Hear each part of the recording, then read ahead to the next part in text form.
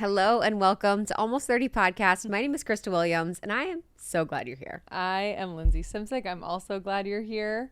We're on a couch. We're baby. chilling on a couch. Trying to find the perfect position of our body. But trying to find the arch in my back, the arm away from the body. Yep. As a eight months pregnant, I'm like, wow, this is How can beautiful. I get the curve?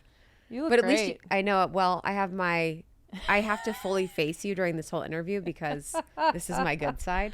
Oh, you know. We were on my bad side last interview and I was tanking because of it. Oh. That's one thing. If you have enough photos taken of yourself, you realize that you have a good side or a bad side. I just haven't gone there to analyze it yet because I'm like, what? I can't. I did it in college. Because then I'll forget. I was like, oh, something's going on with me. In some photos I like, in some photos I didn't. So I studied and said, what do I like? Yeah, what do I not? It's a good idea. Yeah.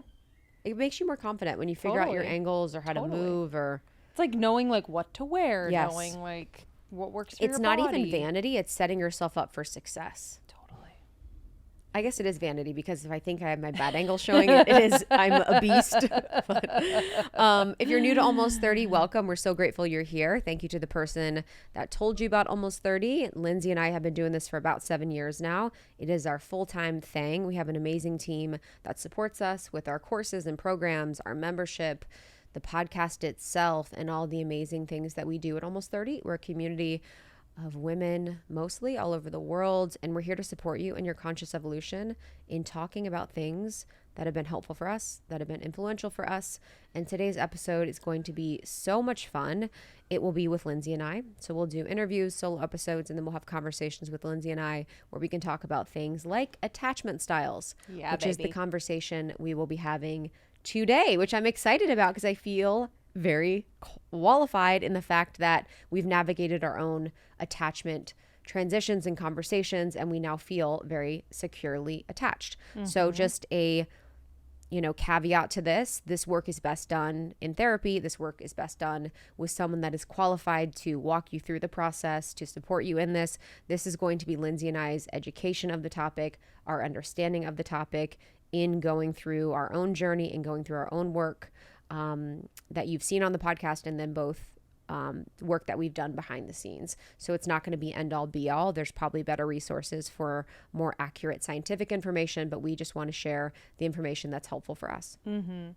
And we get asked a lot, whether it's in the DMs or in person, it's like, and or reflected back that, oh my God, you guys are actual friends. Mm-hmm. And so much of what I've understood is our success is our ability to invest in our relationship, and such a huge piece of understanding our relationship and its evolution and just getting to a place where it feels really secure, really healthy, was this work around attachment style. So I'm really excited to get into that. And also, I feel like, and I'm curious, the audience listening, we kind of neglect these areas of our life because there are so many things happening, right? Like we're trying to get ahead. We're trying to reach our goals, become successful, kind of do all the things. And we're not giving time and attention, really love and energy to the core dynamics in our relationships. And we're not realizing that those are actually holding us back from the things that we really want. So if this conversation feels like one that you're like, oh, I don't want to get into this, like that's something that I'm kind of avoiding in my life, I hear you.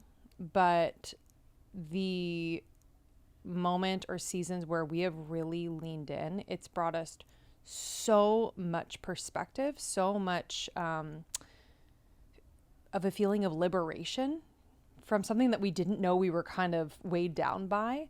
So just to say that off the bat, because I know sometimes these conversations, like people want like more tactical and like, how do I reach my goals? It's like, this is one of those things that people don't talk about as like secret sauce. It is secret sauce. And I remember for so long feeling, it's like if you've ever had the experience of feeling in your body, the anxious feeling when you're waiting for someone to respond to you or text you, or you've called your partner 20 times because they're not answering, or it's like when we talk about women at certain phases in their life and we're like, women are crazy. A lot of that is just the perception of the feminine, but a lot of that is that insecure attachment. And there is a lot of research actually that says that women are more likely to be anxious attachment style. Men are more likely to avoidant, which is what I've experienced a lot in my life. And so if you are someone that has felt that like discomfort of feeling not deeply attached to your partner, not feeling connected to your partner, not feeling like for me, it's also the feeling of they can never do enough to satiate or satisfy me because I don't feel securely attached in the relationship or feel securely attached to myself. So this will be something that gives you so much peace, so much solace, so much confidence, so much like equanimity in yourself. It's just such a powerful thing. And I really wasn't able to also experience true intimacy in my relationships and in my friendships until I was able to be securely attached. And I think having secure attachment with one person, us as a model, has helped me model it in my other relationships now. And it's helped me set this tone and standard that now I can like sit with and be with, which is so incredibly powerful. So it gives you peace. It gives you peace of mind. It gives you confidence. It gives you clarity. And it really is the way to have true intimacy as two individual persons. Mm-hmm. In the book Attached, which I highly recommend reading if you're interested in this type of work, but they do talk about how a secure person, someone who has a secure attachment style, is able to influence by proxy the other person. So it's like, so what you're saying, like our relationship as a model where we've gotten to a place of secure attachment and how that has bled out and really influenced other relationships is really you being in a secure place and being able to essentially rub off on another, because if you have an avoidant and an anxious, they're going to literally repel each other to those extreme ends of where they are attached. And so with a secure, it almost like draws them in where it's like, hey, like you are safe here. You are grounded in this relationship and you're modeling that, and they feel safer not to be so in their anxious state, so in their avoidant state. So it's just really interesting how once you're able to say master this in one relationship, inevitably it probably bleeds to many others. Yeah. And in the book, it talks about before we are able to understand the attachment theory, that there's three main attachment styles. There's like, they talk about four as well, but there's really three main, which is secure, anxious, or avoidant. They have anxious avoidant too, that they talk about sometimes. But before we're able to understand that attachment style, you might see someone that is secure as boring. I think for a lot of us when we grow up, especially when we're younger, when we're in our teens and we're in our 20s and we're dating, we see the ones that are the men that are mostly avoidant for anxious attached women as the ones that we want. That's like the goal, is to really get them to love you, to get them to see you. And we can really, in that instance and situation, see our inner child, really trying to get those parents that were neglectful, that were not, consistent with us, that were not always there for us, trying to love us. And we're just really laying on to the person that we want to date us, those things that we need to heal within our parent dynamic and structure. But I'd love to talk about for us, like our attachment style journeys, like how those have looked throughout our lives. Mm-hmm. Yeah. When I was thinking about this, I mean, I couldn't help but go back to childhood. And I think that's where so much of our, attachment styles originate, though in the book they do talk about certain gene expressions can influence that, as well as your adult romantic relationships for sure. So basically what does impact your attachment style is a mosaic of factors: your early connection to your parents, our genes, which is a dopamine receptor DRD2 allele, and the variant of serotonin 5-HT1A. And then also your romantic experiences as adults. So those cocktail of factors are what really impacts it. But you were saying about your childhood. Yeah, I mean, I think for me, overall, I had quite caring and attentive parents to the children. They were like, they made their life about the kids. So it was really interesting to think about how my attachment styles of anxious, or my subsequent attachment styles in my teens and 20s of anxious and avoidant in different ways, which I'll get into, I'm like, okay, so if they were caring and attentive parents, where did that come from? And in therapy, I really discovered that it was their relationship at times where I felt the fluctuations in mood, in connection, just in temperature, in the room, in the house. And as the eldest child, I definitely took that on as my responsibility to manage, make better, to change.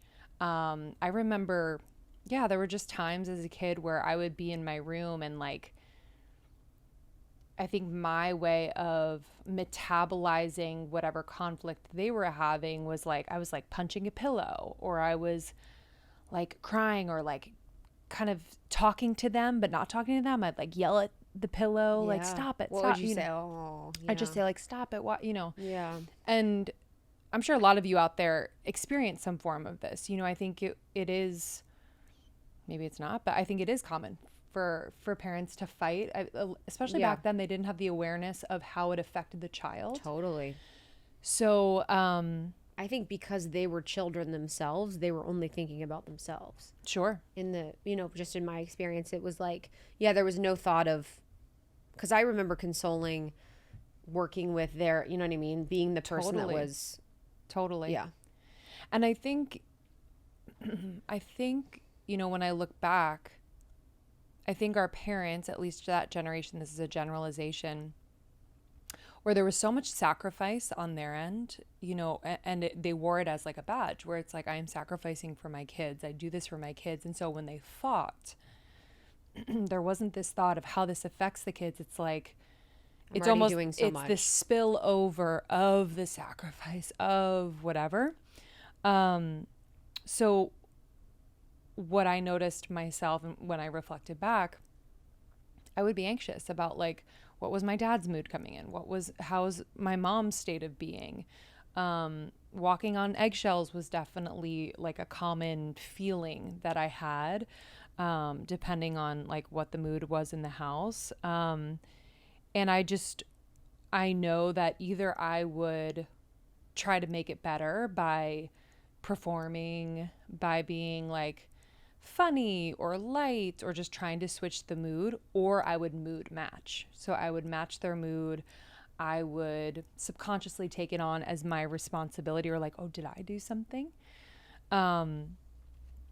So really, really interesting. I think less with my siblings when I was younger. I was kind of the boss, so they could probably say about me that they definitely felt maybe an anxious relationship with me. I'm not sure, but I think as the eldest child, I tried to set the tone in a lot of ways. And then in friendships, like as a child, I just remember like early on, if someone, kids, they're like, I remember I liked plums as like a snack. You could choose plums, Lucky Charms, or pretzels as a snack in kindergarten. And I just loved plums and like orange juice or something.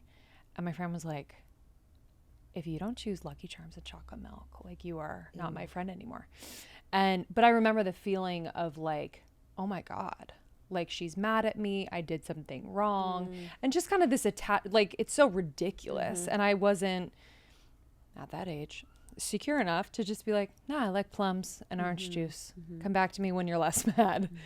So I think, in those moments, it just obviously perpetuated as I got older to have that tendency to be more anxious in relationships, to feel like the weight or the health of the relationship kind of leaned on me. And then I was reflecting yesterday. I was like, as I was anxious with a lot of like women in friendships and kind of within my family, I was avoidant with boys. I don't know how you were, like young, when boys started to like girls, I was not there yet. And I didn't like the feeling of like, I like you. You're going to make me happy. You know what I mean? Yeah. Like you make me feel a type of way, happy, whatever. And I was like, no, I don't want that responsibility. I don't like that feeling. Like was very avoidant with that, which was really interesting.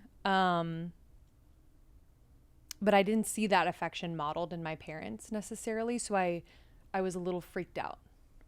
So it was very foreign to me in its origins. And we can go into kind of like more adult romantic and friendship, but that was an interesting like origin point for me. Where I was like, okay, like obviously my parents had such an impact, but it was in ways that I didn't necessarily expect, because if I look back, I'm like, oh, they were good parents. You know, they were very affectionate and caring and tended. And a lot of times with attachment styles, there's neglect that causes some of the anxiousness.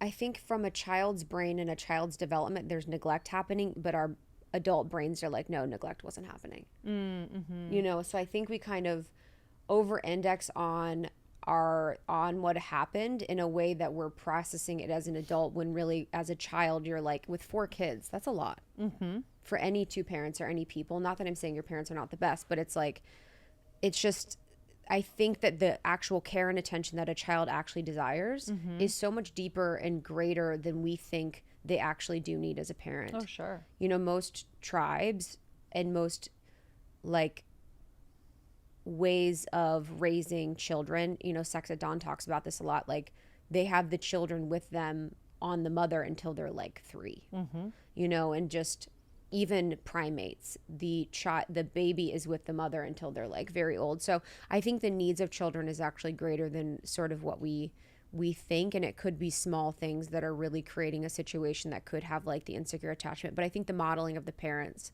and their relationship is really true. I think that's a really, really great point. It is official. I am a nature girly. I'm in my nature era.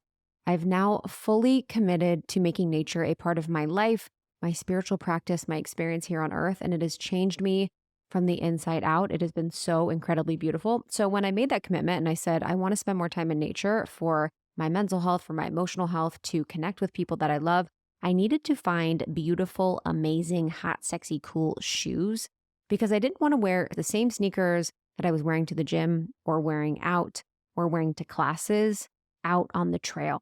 I'm a trail girl. I'm always outside. And that's why I was so excited to find Vessi, Vessi, the brand, for these super freaking sick hiking shoes. I was looking for hiking shoes. I didn't know where to find some. I didn't know where to find cool, fresh hiking shoes that I feel amazing in. And I became obsessed with their Storm Bursts. So they're these high top, dope hiking shoes that I wear with a thick, chunky sock. And I look amazing in my little leggings or my little shorts and my cool top. So they're an adventure-ready design that has the comfort of a sneaker, but they're also waterproof.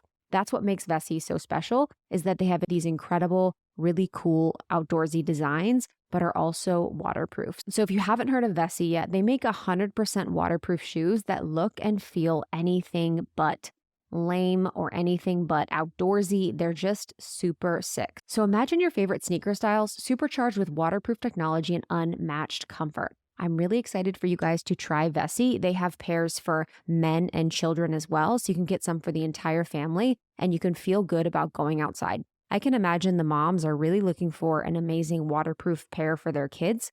And if you want to go with the whole family, get something for your husband too. Not only do they have hiking style high tops, but they also have slip-ons. I got my dad a pair actually for his Parkinson's. It's really easy for him to wear slip-ons. And then they have cool ones like the Weekender, which I really, really like. So Vessi is going to be your new best friend for all my nature outdoor girlies, for you to enjoy and still stay waterproof, comfy, and cool. So Vessi.com, Vessi, use code almost30 to get a discount on your first pair. It's Vessi.com, Vessi, and use code almost30 for a discount. So I was talking with one of my friends about how we are so focused on getting more protein in our diets and being more mindful about our protein intake, and realizing that that was the missing puzzle piece in what we were eating, because protein helps us feel full, it helps build muscles, it helps us just feel and look incredible. It is such an important part of our diet, and I wasn't actually having enough. And now that I have the incredible Ritual protein, their essential protein daily shake, 18 plus, I feel so much better. It is such a delicious, clean, traceable plant protein that helps support lean muscle and muscle recovery after exercises. So many of us are working out multiple times a week. If you're listening to the pod, you might be someone that's working out quite a bit, hiking, yoga, Pilates, whatever. And oftentimes we are not replenishing our muscles with the important things right after we work out. So I love having the delicious Ritual protein shake. It has US grown peas, complete amino acid profile. It is gluten and major allergen free. It has non-GMO. It is third-party tested, which is very, very, very important. And it is just incredible. It has an amazing sweet vanilla flavor with subtle nuances of caramel and hints of spice that make it just delicious and amazing. I'm excited for you guys to try Ritual by going to ritual.com/almost30 and getting 30% off your first month. So ritual.com/almost30 to get 30% off your first month. You can also check out their daily multivitamin. Their prenatal is incredible. Lindsay's been taking it this entire pregnancy, and just see all of what they have to offer at Ritual because it's such an incredible company. So go to ritual.com/almost30 and get 30% off your first month. So ritual.com/almost30 and get 30% off your first month.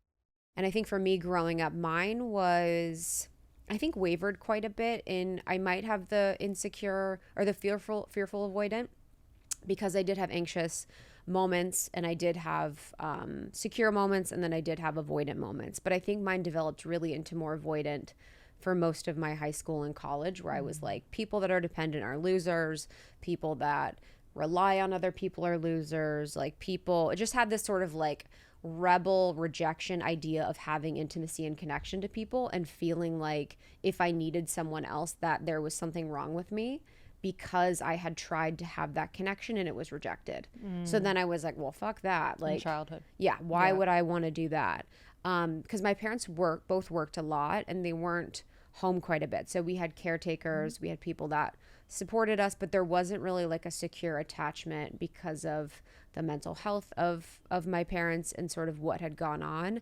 And so there was this like deep desire and craving for like a intimate connection that was stable, that was present, that was there. And I think from this perspective now, like the way that I have seen how I've grown up really mirrored in my friendships and then mirrored in my romantic relationships, I'm so grateful because I always felt securely attached to my dad.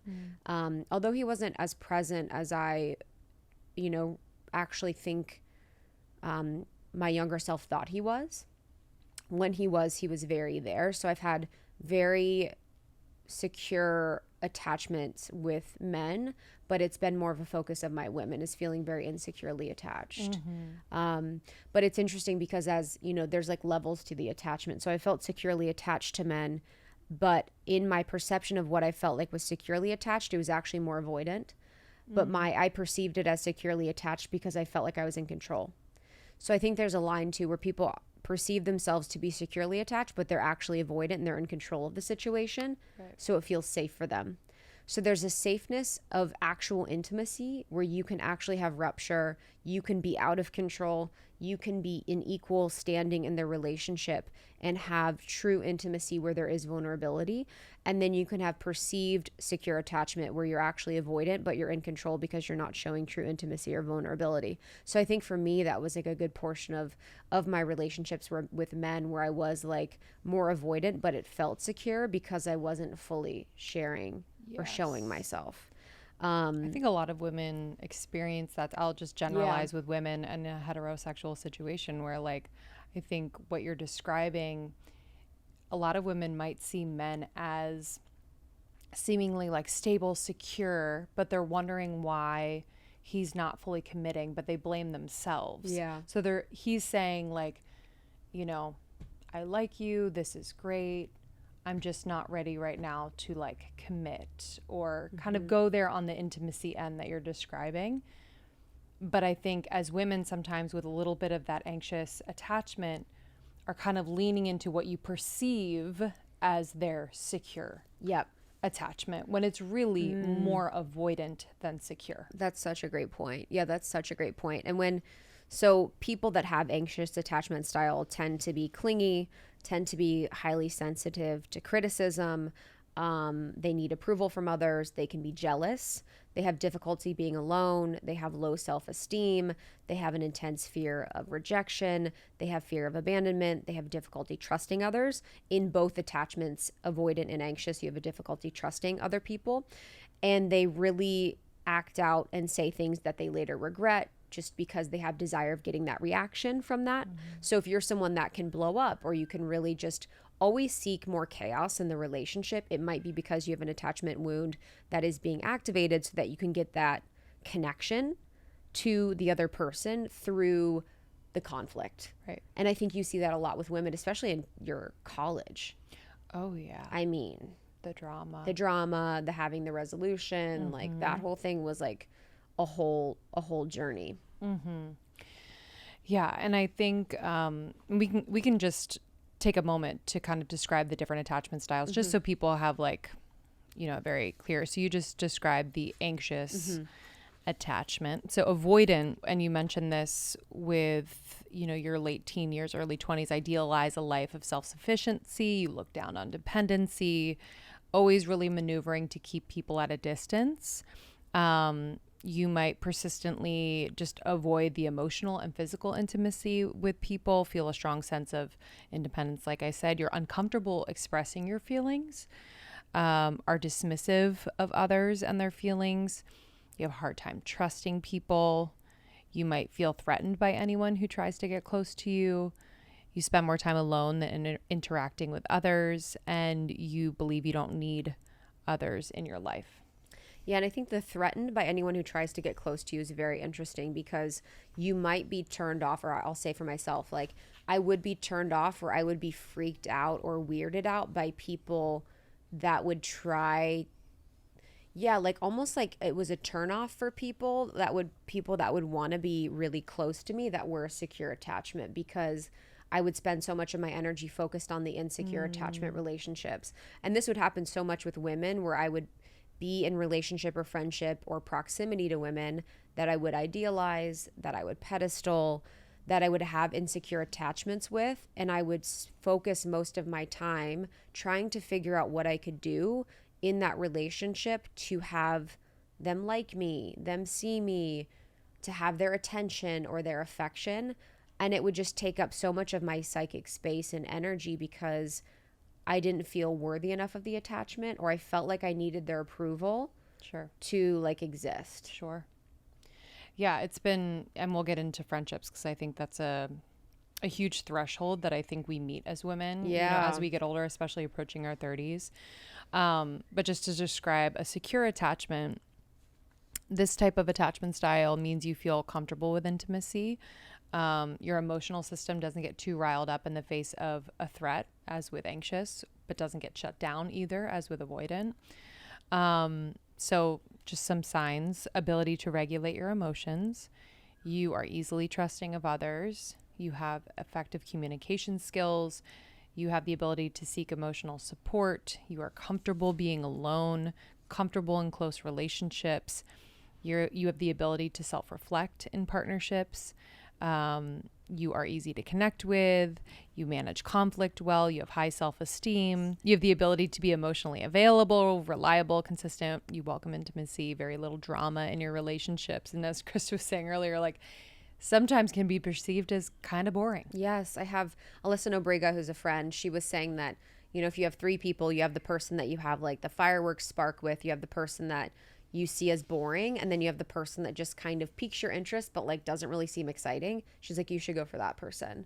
The person that like you're interested in but they seem more level is the type of person that you're not trauma bonding with. You're not like trying to seek because you're trying to heal an attachment wound.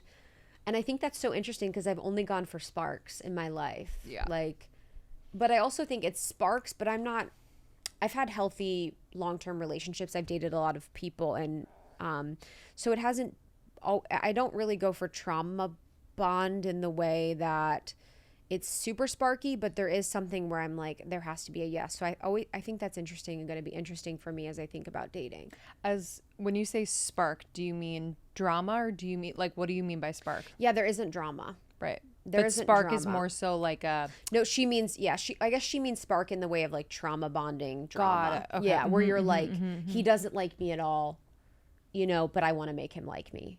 right. Or like he gives me a crumb and I'm going to take that crumb and hopefully I can work or bend or contort myself enough to get more. Sure. You know, those women that are like, Sure. they're just. And I think that's what definitely categorized like dating in my 20s in New York and LA. Yeah, I can imagine. Yeah, Yeah. for sure. Where it's just like I was anxious. I was seeking out more avoidant people who wouldn't call me to a more secure place, because anxious felt pretty much normal and like home, and that whole dance, like that tango you do, Yeah. where they are available when it's convenient for them. They are wanting more of the physical connection, preferably late night, and not really wanting a commitment, not having to show up and do the consistent dates every single week or meet your friends or what have you. And I settled for that and was okay with that for so long because of that feeling you were describing of like, I loved at the time that feeling of let me show them why I'm amazing. Let me be everything they've ever wanted and more. Let me be thoughtful. Let me be considerate. Let me go above and beyond in this relationship. And what ended up happening 9 times out of 10 was that they experienced it, from my perception, that it was too much. I was overgiving and not feeling like I was being appreciated. And I just kind of felt like an asshole, to be honest. I was just kind of like, I felt like I was playing a part. I was playing a part, and I was also playing to an audience of no one, where I was like doing this whole rigmarole, and it was not penetrating the other person in any way. Yeah. You know what I mean? Well, I even feel like that was like, I remember going to college in Ohio. It was like, I was like the cool girlfriend if I did certain things. And it was this like trope, the cool girl trope, where it's like, exactly. I'm going to be so hot and I'm going to wear a crop top and I'm going to love sports and I'm going to talk shit about other girls because girls are so freaking stupid and they're crazy. And I'm going to like drink beer and I'm going to be basically a dude, but like really hot dude. Yep. And whatever, like go out with your boys. Like, I'll see you later. I'm chill, like, I'm cool. Yeah. Like being the chill was like how you got attention and affection, but those dudes were actually like so stupid. Because we were seeing a lot of women around us, or at least I was in my 20s, where like I would categorize them as, quote, psycho. Oh, yeah. They were going crazy. And I'm like, let me balance out and actually stand out by being unfazed and just 100%. cool with whatever. They would like tell me about girls they'd hook up with. I was like, that's fucking sick. And then you did what? You're like, hot. Yeah, it was like cool. I was like, yeah, she's lame anyways. It's also the scarcity mindset of there's only so many guys. I have to differentiate myself from the women. I have to be different than them. I have to be better than them in some way. So I'm going to do that through these type of mechanisms. But really, I just think college was like really the place where I felt like you could really see the attachment styles, because people were drunk. They were like, so you saw the anxiousness of calling 100 times, of staying with men that just gave you nothing. And then men being incredibly avoidant of intimacy. And having dated in my past people that have been avoidant, it is so painful. So painful. To be with, I'm like, if I had a moment, I would sit here and cry about it, because it's just, and I wasn't even in the end as insecure. I had anxious attachment, obviously, but I wasn't even in the end anxious. I was more secure than anxious, and it's still just being with someone that's avoidant is so painful. It's like you're just kind of searching for something, and you're just thriving off of like so little, and you have so little access to intimacy, and you think that if you change enough, or if you do as many things, if you say the right thing, if you perform in the right way, if it's only a matter of time before you are able to crack and make them not be avoidant. It's so time consuming and exhausting, and takes both commitment from both parties. And in the book Attached, I love what they said. If you're still in a relationship, remember that just because you can get along with anyone doesn't mean you have to. If you're unhappy after having tried every single way to make things work, chances are that you should move on. It's in your best interest to end a dysfunctional relationship rather than to get stuck forever with the wrong person just because you're secure. Which I love, because I think there's so much self-responsibility that we love, that we talk about, that we believe in, but also just remembering that when you are in a relationship, and I want to do a podcast about this, you are co-creating this specific chemistry cocktail that might not be created with anyone else. And so you might have someone that you date, that you're with, that is like a completely different person when they're with someone else. Yes. You know, they could date someone else and be an amazing angel that is so incredible and so all these things. And you could be an amazing angel, incredible with another person. But when you come together, there's a very specific karma that you have. There's very specific healing that you have. There's very specific codes that you're going to unlock together that sometimes is toxic. Yes. And so it's like whatever you're co-creating in the relationship might not be you, might not be them, but might be the chemistry and energy that you share amongst each other that brings specific things out. Yeah. Yeah. It's such an interesting thing to think about. And I think there's a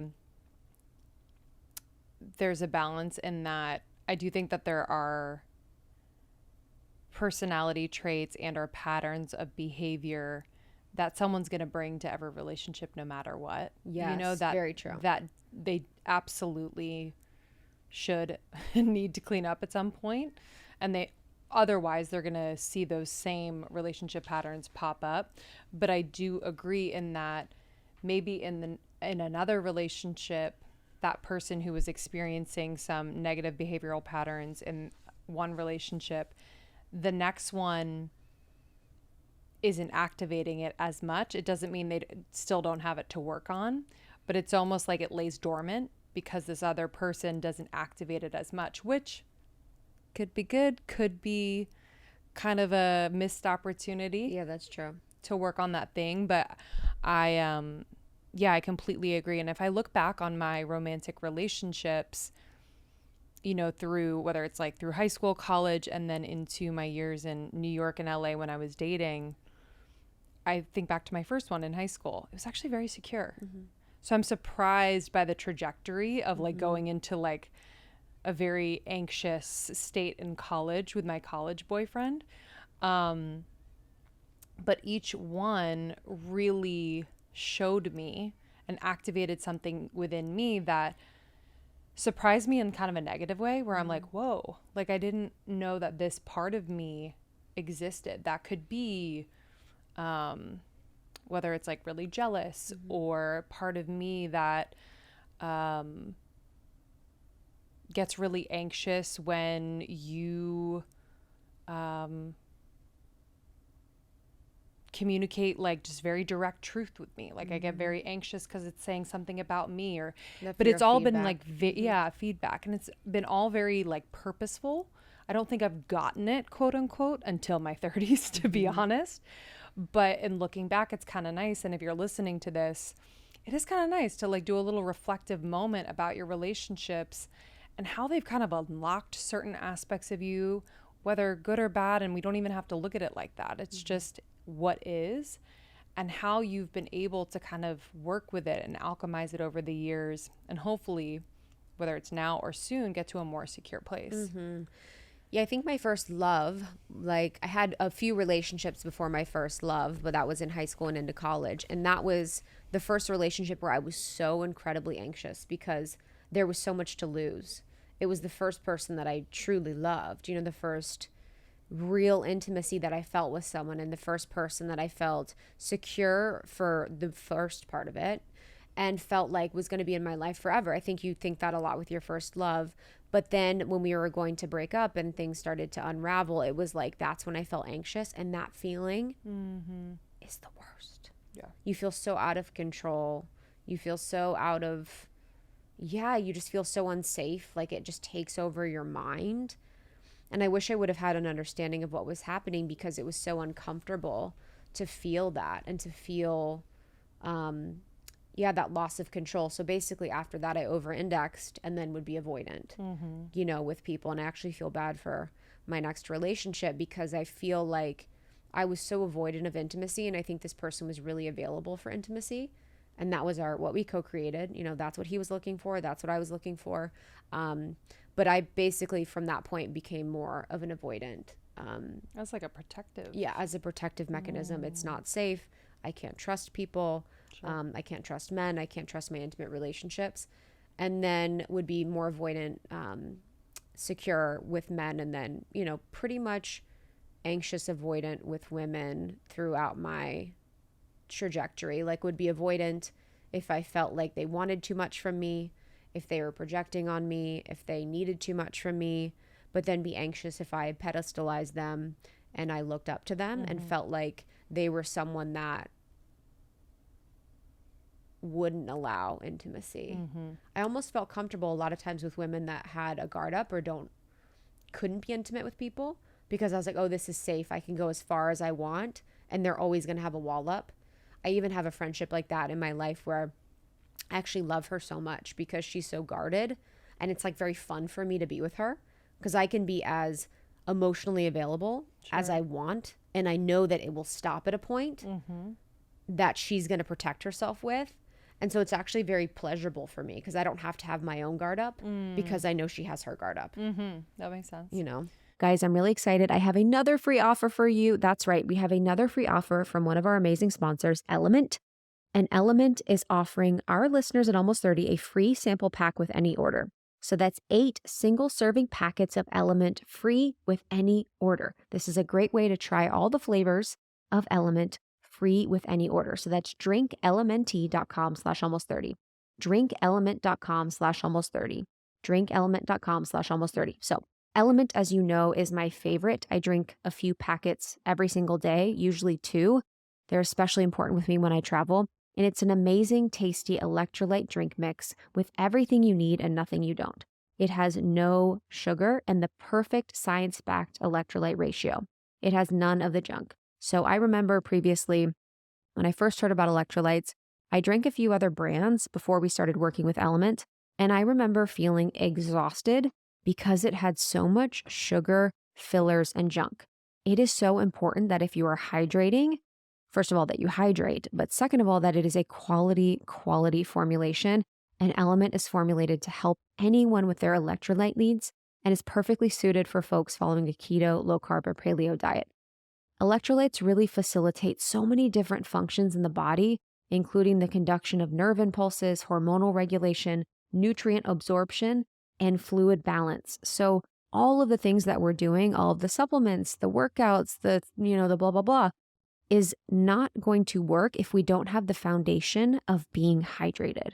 So hydration is so key. Element can help prevent and eliminate headaches, muscle cramps, fatigue, sleeplessness, and other common signs of electrolyte deficiency. So if you sweat, if you work out, if you're on the go, if you're a human on earth, you need to have balanced water and electrolyte water, and Element is going to support you in doing that. So obsessed with Element. Citrus salt and chocolate are my favorites, but you guys have to try all of them to see what works for you. I'm excited for you to get a free sample pack with your order. So drinkelement.com/almost30 and drink up. One of the most underrated health and wellness and even spiritual practices is good sleep. And that's why I love the Hatch Restore 2. It's like my bedside bestie. It is the most beautiful, gorgeous dream machine, sound machine, light and alarm clock, and it is designed for your bedside table. I recently redid my entire bedroom, so I'm all about my aesthetic. It has to be beautiful to be in my room, and the Hatch Restore 2 is so freaking dope. I love that it really helps me to get in a deep rest by teaching my body when it's time to sleep, when it's time to wake up, with light and sound cues. So no more alarms on our phones. I don't want to be on my phone at bedtime or in the morning. And if you use your phone as your alarm, it's kind of like starting off your day on your phone already. So your Hatch Restore 2 gets you off of your phone, lets you align with your circadian rhythm. And I love that it has a sound machine. I sleep in an area that's pretty busy. There's a lot of noise outside, and the sound machine has helped me sleep so much more deeply. It's incredible. So with Hatch, you can sleep deeply with pink, white, or brown noise and other sleep sounds that are inspired by nature. No more jarring, loud alarms. No one has time for that. You can wake up gently with a sunrise alarm clock that supports your natural circadian rhythm. I love this brand. It's such a gorgeous, thoughtful, incredible idea. I'm excited that it supports so many different things that I love, and I can help you guys get deep sleep. So, right now you can get $20 off your first purchase of a Hatch Restore 2 and free shipping at hatch.co/almost30. That's hatch.co/almost30 for $20 off your first Hatch Restore 2. That's hatch.co/almost30 to get $20 off a Restore 2 and free shipping. I wanted to just note this shift that you were describing and that I was describing from anxious attachment to avoidant that we've both experienced. I was thinking about it, and like in my long-term college relationship, I definitely went from anxious to secure at some point in the relationship for sure, and then to avoidant. And I think there's something that happens, and we were with a friend of a friend the other night who described going from avoidant to more anxious in her marriage, and they ended up not staying together. But there's like a power play there where if you're someone who was anxious for so long, feeling that feeling for so long, there's a resentment that could build subconsciously or consciously. And then when you shift into avoidant, it's like, I've got the power now. Dude, I remember that feeling in my college relationship, and I didn't know that that's what I was enjoying, was kind of the power back. You know, for so long, he was kind of dictating how I felt. Not knocking him, but I let that happen. And then when I took the power back and was like kind of keeping him at a distance, I felt powerful again. Totally. So baller. And it's like, yeah, but like, you don't need to go to the avoidant. You can absolutely be in a more secure place and maybe end the relationship because it's not for you. Yeah. But I just realized that it was much more for me of like a power play whenever I would be avoidant. I know that's been my whole thing. Power and control is the avoidant vibe. You know, to stay in control of your own emotions, of how much access someone has to you, of how much people can see you, of what they're seeing, of the level of intimacy. Like, it's such a power control thing. And for me, the anxious, when I have felt anxious, it's like feels out of control, and I hate that feeling. It's like, and I can catch it now. It's like doesn't really happen as much anymore, but I think within our friendship, and we can talk about the journey of our friendship, because when we first met, you know, so long ago, and I feel like I was so much less conscious than I am now. I think I was mostly avoidant in our connection for the first couple years, probably from 2016 until 2020.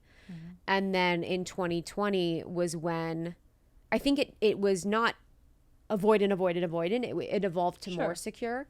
But I think there was a turning point in our relationship, many small turning points, actually, many moments of true intimacy and true safety and true security that would happen.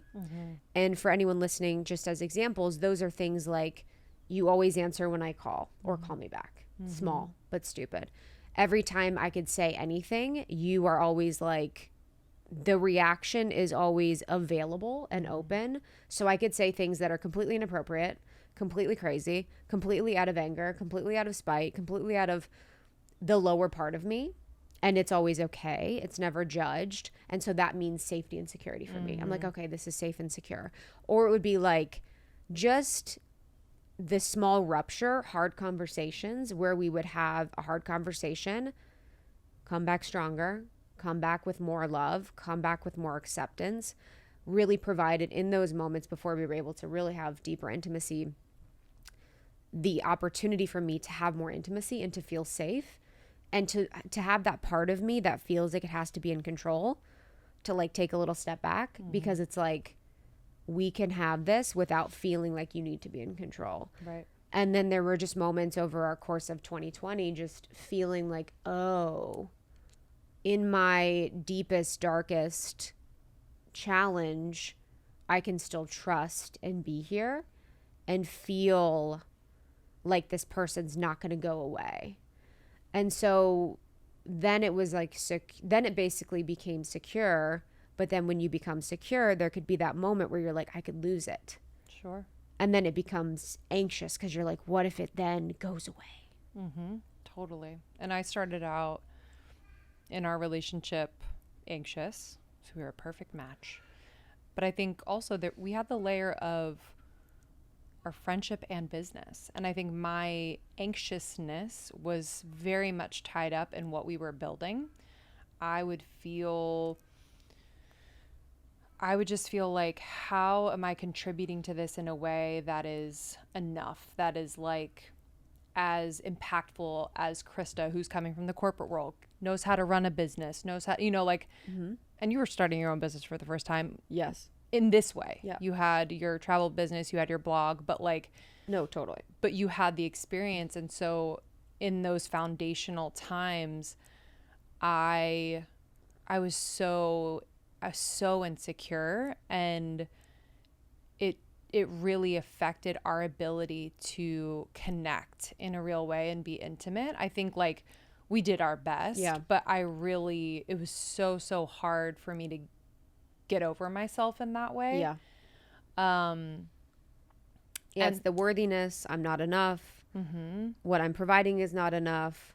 Also the like being in relationship with another woman.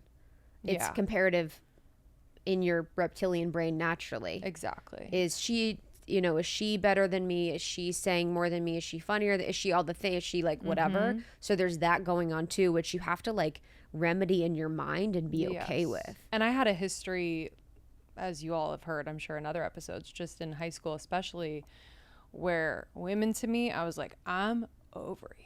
I don't trust you. Like just the bullying thing. I'm like, yo, I'm out. I don't need to be in intimate relationships with women.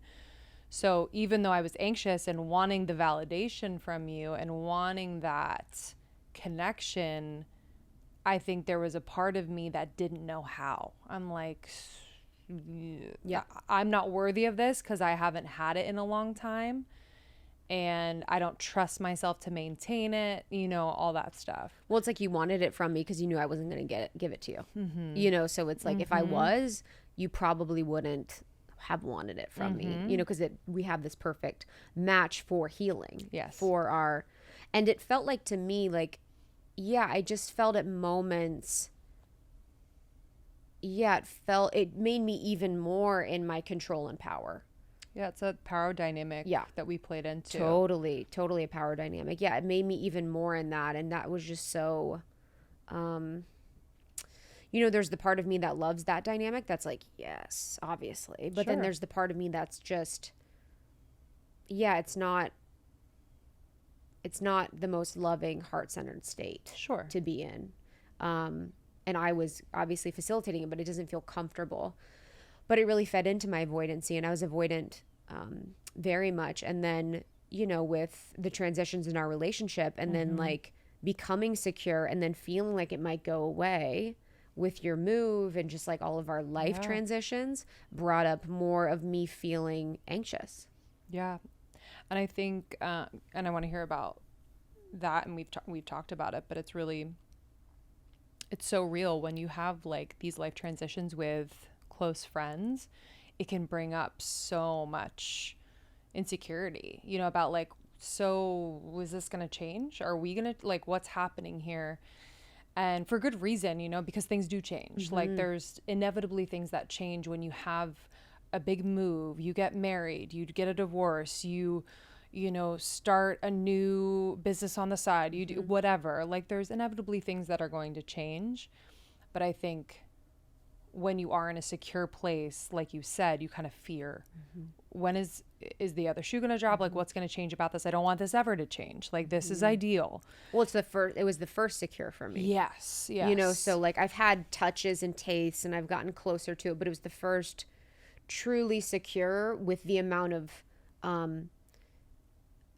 vulnerability and opportunity for loss if it didn't go well. Yes, that makes complete business, sense. team, dreams, life, friendship, intimacy. You know what I mean? So it's like, so it's like the greatest risk. And I think being anxious for so long within our friendship, then becoming more avoidant, I was kind of like, I'm fucking tired of being anxious in our friendship. And then it kind of like doubled down on the avoidant because I was like, I need a moment to recalibrate this is me reflecting now. I didn't know that in the moment, Yes. but I needed a moment to recalibrate and just be like, who am I? Because I've been comparing myself and like, you know, doing all of that within the relationship. And also just kind of like reckoning with like, okay, so my life is changing, right? Like Sean and I reconnected in 2019. We got engaged in 2021, whatever, all the things happening. And you're going through various stages of change as well. And I just kind of had to be like, earmuffs on and be like, who am I? What do we want? What's happening? Because sometimes I can be very much affected by how other people feel about what I'm doing or going through. But that turned into avoidant, you know? And so like in looking back, obviously we needed to move through that, but I feel like I could have been more communicative in how I was feeling and what I was moving through. But candidly, I don't know if I was super aware in the moment. For me, my processing takes a little bit of time and then I can kind of like communicate it. You're really good with like in the moment. For the most part, I feel like you're able to just like say how you feel in the moment. And sometimes I'm like, let me take a pause and I need to like understand how I feel because sometimes I'm reactive and it's actually not totally aligned with truly how I feel. Yeah, of course. You know? Yeah, I feel like it was, for me, it felt like just individuation. You know, I felt like it was like, oh, yes, I've had the luxury of having you as my pet. I know, I was like minion. Yeah. As my little bitch. I just felt like I had the luxury of having you as just, I do something, you do something, you do something, I do something. You know, just we're just cruising through life. Exactly. And I could dance partner, baby, a tango, two to tango, my salsa, whatever. my salsa partner. Exactly.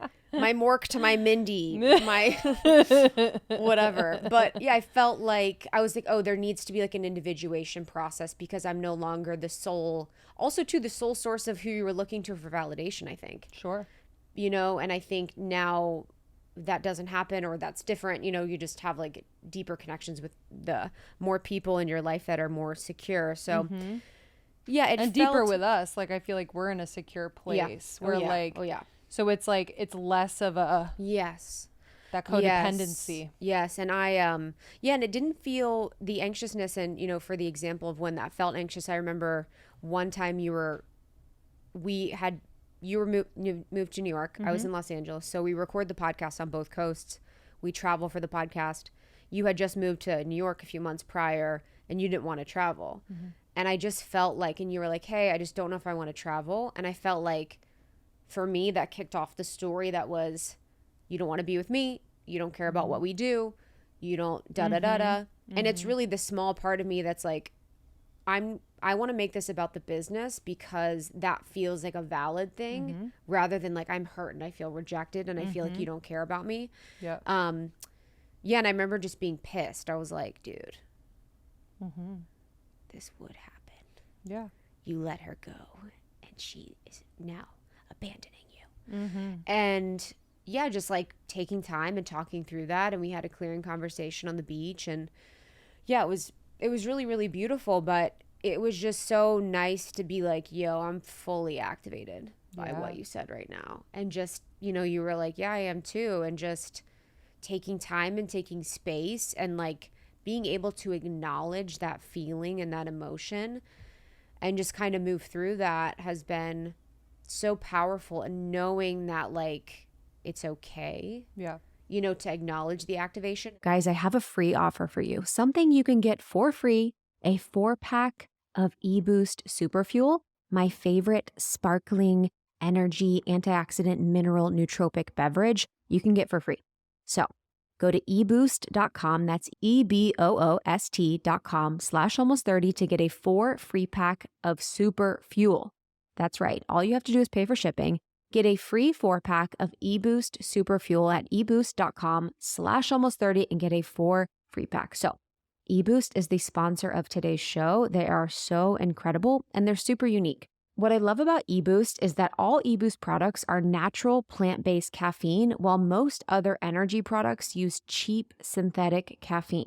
So the main difference is that they use a natural caffeine. They have vitamins, minerals, nootropics, and they also use no artificial sweetener. My dear friend Courtney Swan, Real Foodology, she's someone that is obsessed with health and wellness. She goes in people's pantries and like completely makes it over to transition it to being more thoughtful and mindful. It's something that allows me to have a healthy energy drink that also tasted good.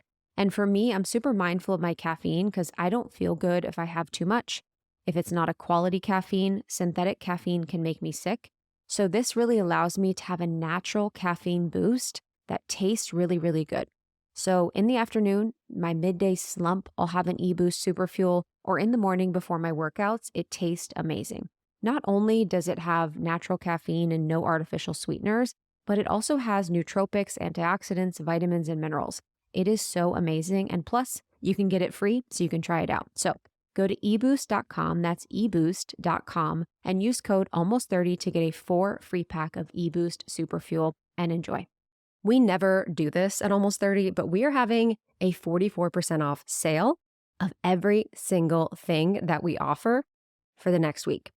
So you might have heard of the Black Friday sale, but that doesn't really feel aligned to us. Don't really love the aesthetic of Black Friday, just a thing. And so we decided to align the only sale that we do here at Almost 30 every single year to the fall equinox. And this is a time when the cosmos, the seasonal change, everything is ready here and excited to support you in a transition to fall season, in a transition to your new life.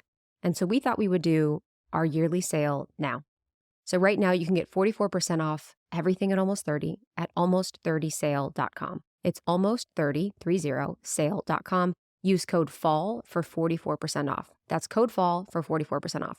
This includes the invitation, our breakup series. This includes my Life Edit program. This includes our Podcast Pro programs if you want to launch, grow, or monetize a podcast. This includes our Podcast Pro coaching calls. This includes our membership, every tier. We've got so much to offer you, and we have so much value that you can add to your life for the remainder of the year so you can really, really set yourself up for success in 2024 and the rest of 2023. I'm so excited to welcome you guys to these new programs, to welcome you to our community, to support you in launching and monetizing and growing your dream podcast. And this feels like the perfect time. So use code FALL at almost30sale.com. Code FALL at almost30sale.com for 44% off everything we offer. That's code FALL for 44% off at almost30sale.com. Just one piece on that where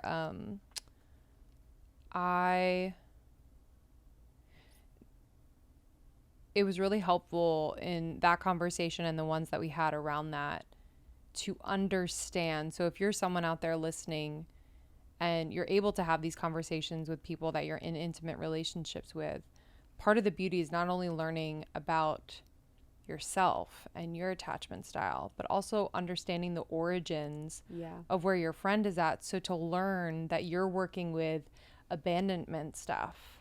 And like I could extrapolate that from like stories you've told me, but like for you to be in awareness and for me as a friend to witness and also be aware, knowing that or any like trust things, like it's just so helpful. So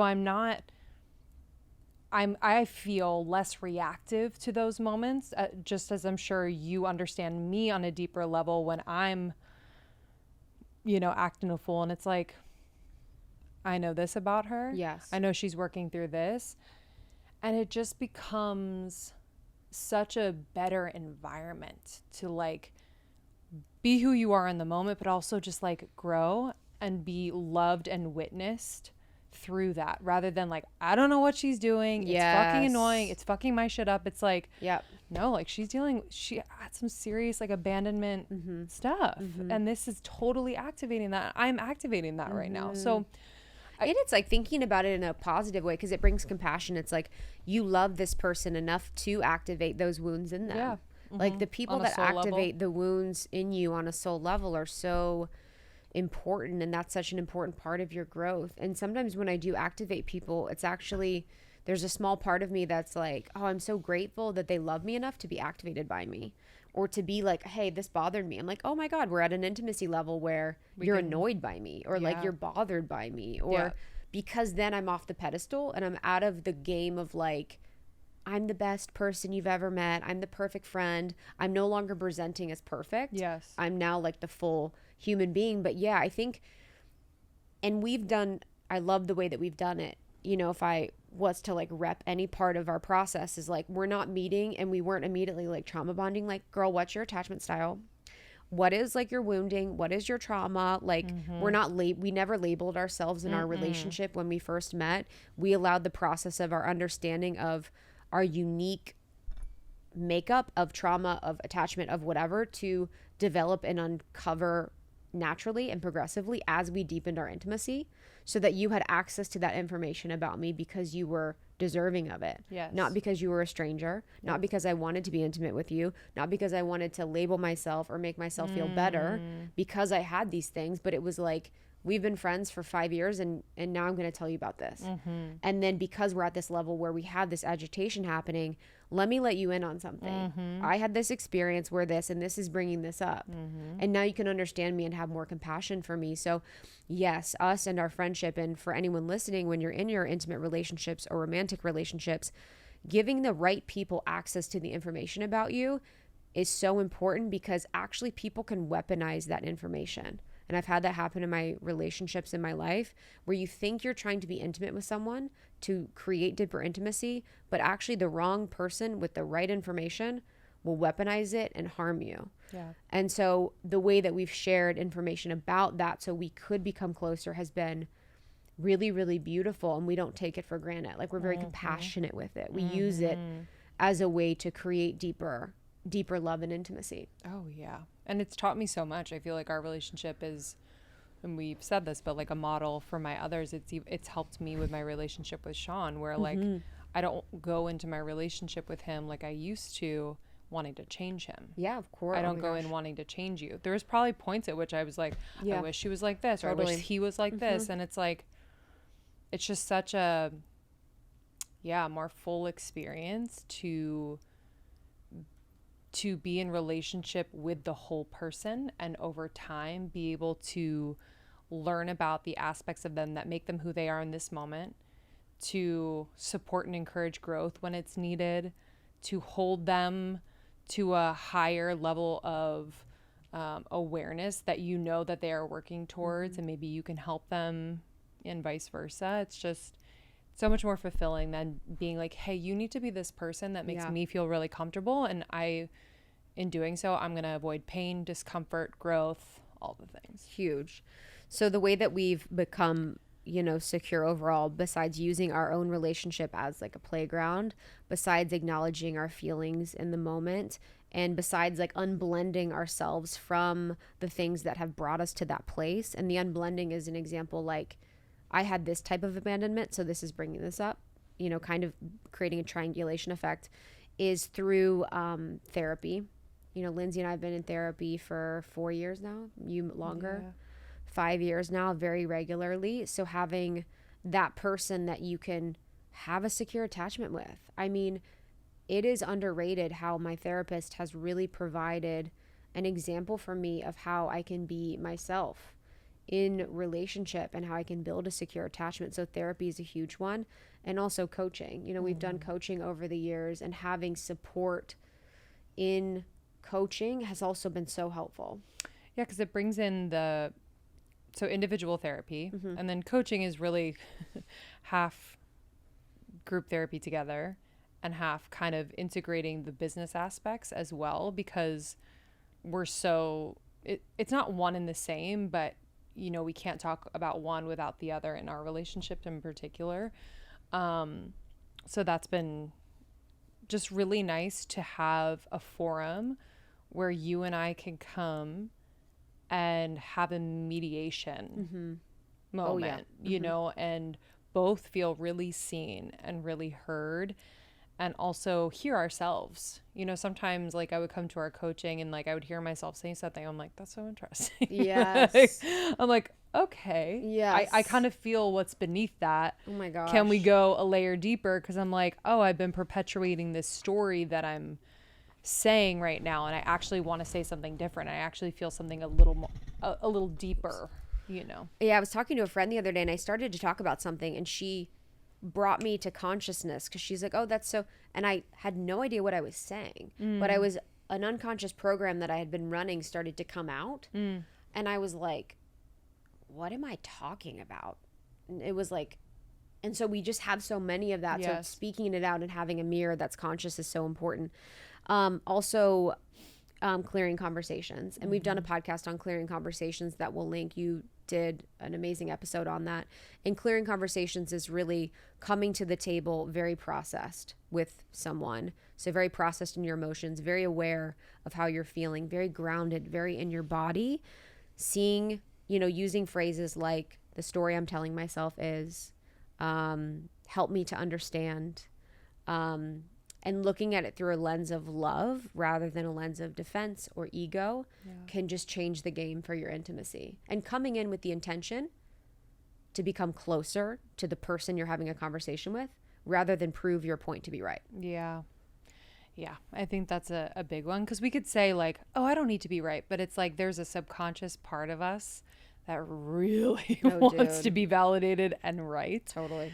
And I think, you know, in my secure relationships, I know that I don't need to be perfect. I can be a little bit messy, especially with expressing my emotions. And I think the practice of has helped me to become even more secure. So in these relationships, you know, sometimes in the past, I would hold back on expressing myself because I'm like, I just feel it. I don't know how to say it, you know? And sometimes my ability to practice just saying all that I can from this place of feeling is actually really therapeutic, and also helps the other person, even if they don't fully understand, just be like, okay, wow, there's something more here. And like, we've been operating on this surface level of frustration or whatever, but like, we can go a few layers deeper to kind of explore what you're expressing. And I've just felt so safe to do that with you, with Sean, and my other secure relationships. And it's just like,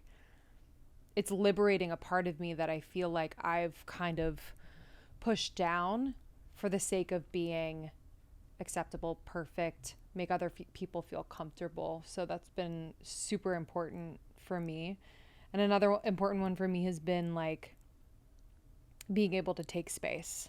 You know, I think in our secure relationships, like, we should be able to take space or take a pause if needed to kind of like come back to our own center so that we can re-enter the conversation or the moment with a better understanding, like you were saying in the clearing conversation, of like, how am I feeling? Where's this coming from?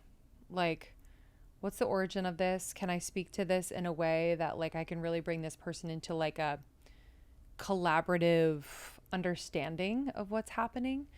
Because again, I'm not someone in the moment that feels like I can do that. So I've really had to give myself permission to be like, can we revisit this in like a couple hours? Or like, tomorrow I would love to talk about this. I just need a little time to process and understand like what's coming up. So to become more secure overall, therapy, coaching, not being afraid of your emotions, taking space, unblending with a partner and friend your emotions and your moods. So creating space between your emotions and your feelings, having clearing conversations, and then affirming your relationships with words and action. So creating, when you're out of conflict, a very secure relationship with love is really important. So it's not just about conflict. It's not just about when you're activated. It's actually about the times in between when you have control over a regulated emotion state where you can just fill that person and that relationship with love. And it's so easy to be on autopilot in our relationships. And I have to remind myself, with just like telling my friends, telling my partner, telling my family, telling people in my life that I'm like, you know what, I really appreciate you because, or even just with actions, like just thoughtfulness or caring and concern, whatever it is. It's just, yeah, I think with some of our secure relationships, we can become a little complacent at times. And like, those are the ones that I feel like we really can double down on and pour into in that way. Yeah. last story. I think the time where I really wanted to do this episode, where I felt the most secure, was like a few weeks ago when you called, when you were activated about something. And just like we processed for like 2 hours and we got off the phone and I was like, just literally went on with my day like nothing happened. Where I didn't think about it again. Same. I didn't question it. I didn't think about what I said. I didn't think about if I had said something that was right or wrong. I just was like, that happened and it was like completely done. Yeah. And I was like, okay. Yeah. And I knew. It was a secure attachment too, because I knew. I was like, this is activating for both of us. Or not, it wasn't activating for me, but I knew it activated parts of you. Yeah. And I was like, yeah, I know. Totally. Yeah. And I think it was an important practice for me because, again, like we can get into kind of the pattern of like either you bringing things up because you've become so practiced and so good at it. And I think, again, mine is a little delayed in my processing. So it's like, I just felt that ping of like, no, I care about this relationship and I just really want to like talk about it right now. And I'm not afraid of it coming out perfectly, and just, that desire to clear the distortion in what was happening. Cause I was like very aware of like my own perception of it being a little distorted and being like, no, we have the power, we have the tools. We can do this. Yeah. Yeah, baby. Yeah, baby. All right, y'all. If you want to be like us, If you want to be like click us, the link below. Yeah, literally. We've got a new course called Attached. Yeah. Called Absolutely Attached and Abundant. AA. Yeah, it's called Absolutely Attached and Abundant. Join. The book Attached is really good. It's by Amir Levine and Rachel Heller. Highly recommend. And if this resonated, send to a friend. If you feel like you and your friends are going through this process, if you see your friend dating and they're going through a process where their attachment wound is coming up, it's always helpful to start conversation with people that you love when you share an episode with them.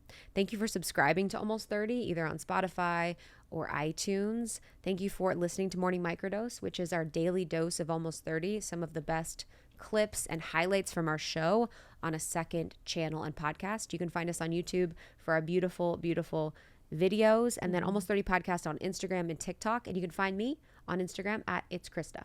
And I'm at Lindsay Simsick. Thank you all so much for listening. We appreciate you. And we'll see you on the next episode next week. We'll see you soon.